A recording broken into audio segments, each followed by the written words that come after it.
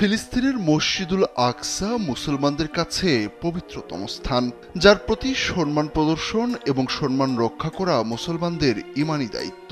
মুসা আলাইহিসসালামের জবানে মসজিদুল আকসা ও তার আশপাশের অঞ্চলকে পবিত্র ভূমি উল্লেখ করে পবিত্র কোরআনের সূরা মায়েদার ২১ নম্বর আয়াতে বলা হয়েছে, হে আমার সম্প্রদায়, আল্লাহ তোমাদের জন্য যে পবিত্র ভূমি নির্দিষ্ট করেছেন তাতে তোমরা প্রবেশ করো এবং পশ্চাৎপসরণ করো না, করলে তোমরা ক্ষতিগ্রস্ত হবে।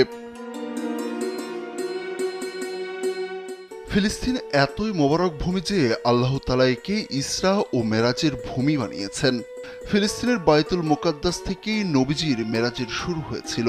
সূরা বনী ইসরাইলের ১ নম্বর আয়াতে আল্লাহ তাআলা বলেন, পবিত্র ও মহিমাময় তিনি, যিনি তার বান্দাকে রাতে ভ্রমণ করিয়েছেন আল মসজিদুল হারাম থেকে মসজিদুল আকসা পর্যন্ত, যার পরিবেশ আমি করেছিলাম বরকতময়, তাকে আমার নিদর্শন দেখানোর জন্য।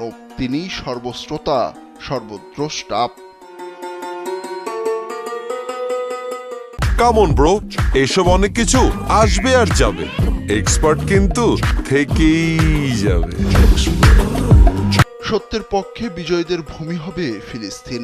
বাইতুল মুকাদ্দাস তথা ফিলিস্তিনকে মহানবী হযরত মুহাম্মদ সাল্লাল্লাহু আলাইহি সাল্লাম বিজয়ীদের ভূমি হিসেবে উল্লেখ করেছেন। অর্থাৎ ইহুদিদের নির্যাতন ও হত্যাযজ্ঞ একদিন শেষ হবে। মুসলমানদের একটি দল তাদের সঙ্গে যুদ্ধ করবে এবং বিজয়ী হবে। হযরত আবু উমামা রাদিয়াল্লাহু তাআলা আনহু থেকে বর্ণিত, রাসূলুল্লাহ সাল্লাল্লাহু আলাইহি সাল্লাম বলেন, আমার উম্মতের একটি দল সত্যের উপর বিজয়ী থাকবে, শত্রুর মনে পরাক্রমশালী থাকবে, দুর্ভিক্ষ ছাড়া কোনো বিরোধী পক্ষ তাদের কিছুই করতে পারবে না। আল্লাহর আদেশে তথা কিয়ামত পর্যন্ত তারা এমনই থাকবে। সাহাবীরা জিজ্ঞেস করলেন, হে আল্লাহর রাসূল, তারা কোথায় থাকবে?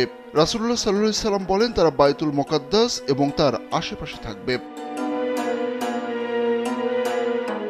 সহিহ মুসলিমের ৩ নম্বর খণ্ডের ২৮৯৬ নম্বর হাদিসে হযরত আব্দুল্লাহ ইবনে হারিস রাদিয়াল্লাহু তাআলা আনহু থেকে বর্ণিত, রাসূলুল্লাহ সাল্লাল্লাহু আলাইহি ওয়াসাল্লাম বলেন, পূর্বদিক অর্থাৎ খোরাসান থেকে কিছু লোক বের হয়ে আসবে, যারা ইমাম মাহদীর খেলাফত প্রতিষ্ঠায় সাহায্য করবে এবং খেলাফত প্রতিষ্ঠা সহজ করে দেবে। তার মানে কিয়ামতের আগে ফিলিস্তিন থেকে অবশ্যই অবৈধ দখলদারির অবসান এবং মুসলমানদের বিজয় আসবে। আরেক হাদিসে আবু হুরাইরা রাদিয়াল্লাহু তাআলা আনহু বর্ণনা করেন, রাসূলুল্লাহ সাল্লাল্লাহু আলাইহি সাল্লাম বলেছেন, কিয়ামত সংঘটিত হবে না যতক্ষণ না পর্যন্ত মুসলমানগণ ইহুদি সম্প্রদায়ের সাথে লড়াই না করবে।